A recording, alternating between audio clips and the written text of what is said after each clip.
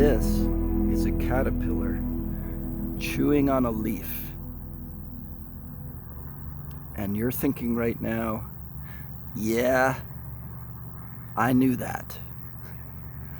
But this is a special one, which I'm going to talk about in a minute.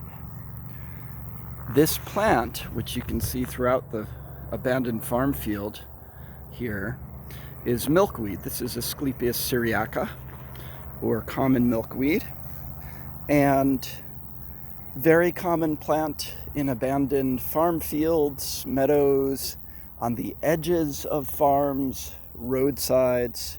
That's its habitat. There are other species of milkweed that grow in other habitats.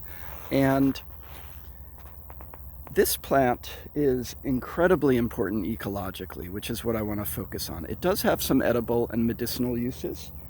The latex can be used for, slowly eroding warts, for instance. We have other plants that can also do that. The young pods can be cooked as wild food, but ecologically, this is an incredibly important plant. One of the main reasons being that it is the only genus of plants, the milkweeds, that monarch butterflies lay their eggs on. And that, what we were just looking at, is a monarch caterpillar. And you can see it chewing the milkweed. And it is the sole food source for monarch caterpillars. We are losing this plant.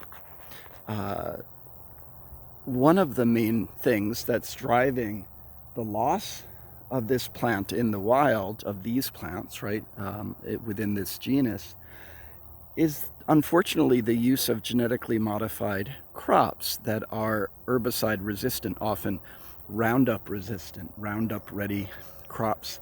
Because what that is allowing farmers to do who use those crops is to spray more heavily without damaging their crop. And we're losing a lot of the biodiversity of wild plants that ought to be living on the margins of our farm fields.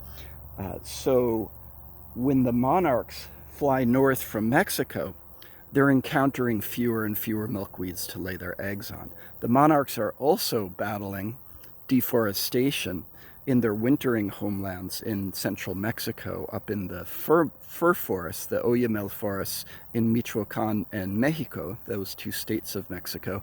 An amazing place to go visit if you ever have the chance.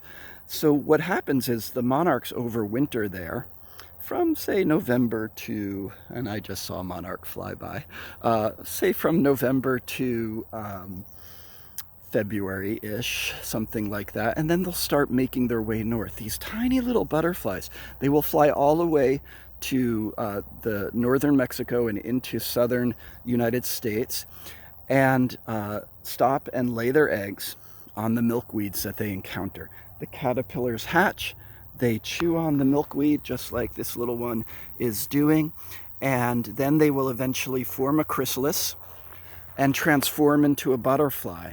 And that butterfly then does the same thing, lives for just a few weeks, lays its eggs on milkweed, and so on and so forth for several generations until this time of summer. We're entering into August now, where the monarchs that are born, so to speak, right, that the butterflies that emerge from their chrysalis, at this point will actually make the journey all the way down to central Mexico, flying from here where I am in Pennsylvania and even spots further north, flying all the way down. And in fact, going into, starting in a few weeks, if you watch monarch butterflies, you can actually watch them flying south if you kind of pay attention and see where they're headed to. Incredibly, incredibly remarkable story of migration and biodiversity on the planet, and one that we're unfortunately not taking good enough care with. So next time you see a milkweed, you can take a look for eggs, for chrysalis, or for caterpillars. This one is probably filling up with calories to get ready to transform into a butterfly and make that long journey.